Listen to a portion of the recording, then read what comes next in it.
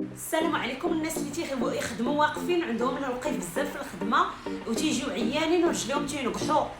فاش تدخلي من الخدمه اشدتي راه كلنا في الهوا سوا، كلشي تيخدم في الوقيت. غادي تجيبي سطل ديال الماء، غتجيبي سطل ديال الماء فيه الماء سخون، وغادي ديري على الملحه الحيه، وغادي تجيبي زيت الاساس ديال الخزامه، زيت الاساس الخزامه. صافي كتاخدي الملحه كديري حفنه في الماء بحال هكا، كتخليها تذوب.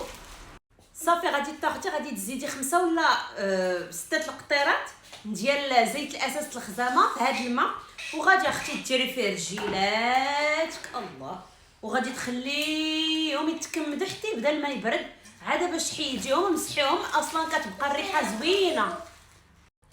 صافي ديروها بحال هكا في سميتو في البانيو ولا في السطل ولا اللي كان، وخليوها. جربوا هاد الوصفه وغادي تشوفوا تبارك الله راه افيكاس.